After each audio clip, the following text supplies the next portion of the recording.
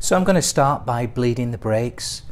Here's a bleed nipple here, and I'm using a 1/4 inch American Fine AF or a 4AB wrench spanner to undo the bleed nipple. And I've got a tube fitted here rather than have the brake fluid pour all over the caliper here. It's just feeding into a glass jug that I've got below. And the goal here, of course, is to empty out all the brake fluid from the old or the current master cylinder so that I can replace it at the handlebars.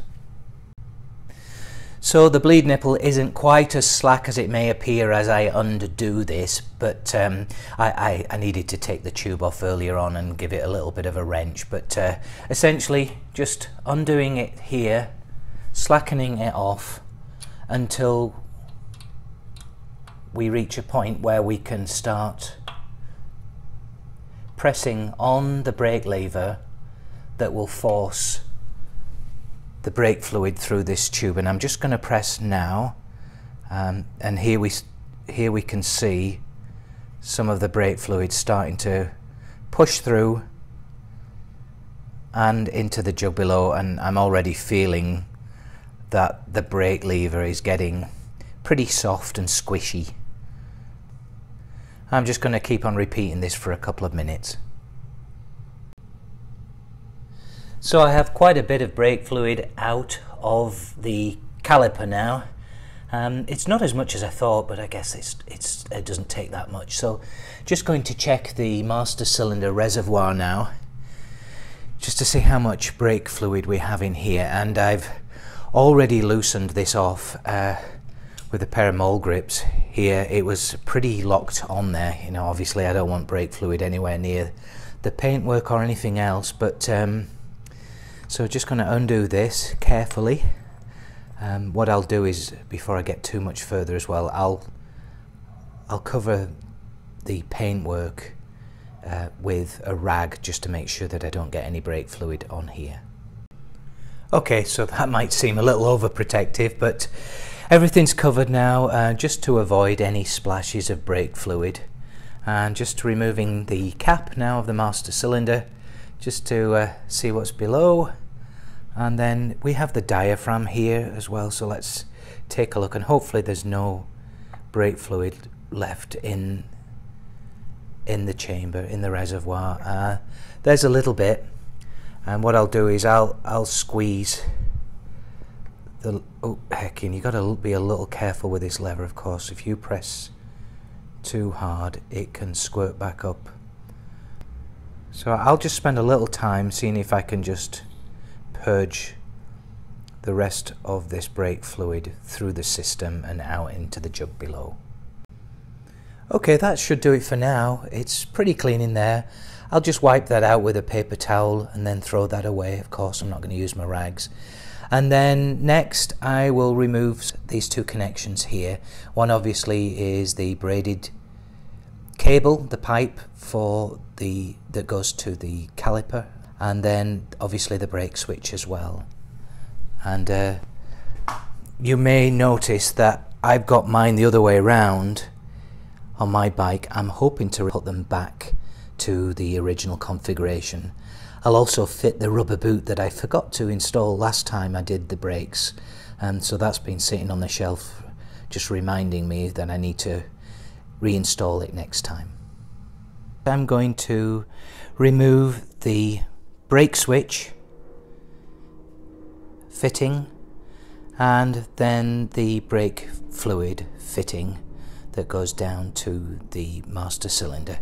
As you can see, I've got braided cables on this bike, and it makes a lot of difference. I found that by replacing the old worn rubber flexible pipes, it made quite a difference, but I'm hoping to see quite a big improvement in the stopping power with this new Andover Norton master cylinder.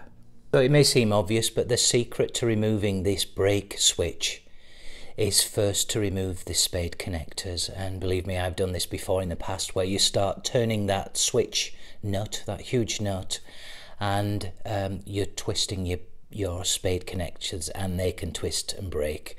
And then it's a pretty expensive item, this. The fitting for the nut, by the way, is 9/16 Whitworths, or you could use an adjustable spanner, of course.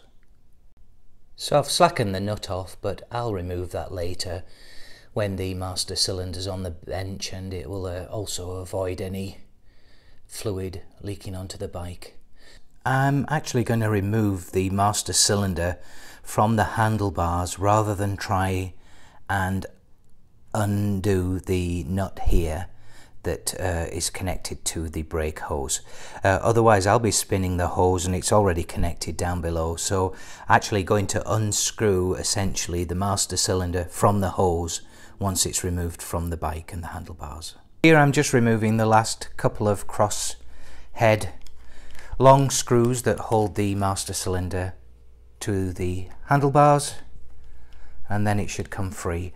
What I've also done is I've cable tied the rest of the Lucas switch to the handlebar, so just it stays in situ while I'm working. And there's the master cylinder removed. What I'll be doing next is removing this brake hose here by essentially unscrewing the master cylinder from the hose rather than vice versa. That's the old master cylinder removed from the handlebars. That's the brake hose there. It's pretty rigid, so I'm not going to try and cable tie it up or anything. Hopefully that won't move, and I may just wrap something around it just in case there are any drops. I don't want any drops going down onto the mudguard.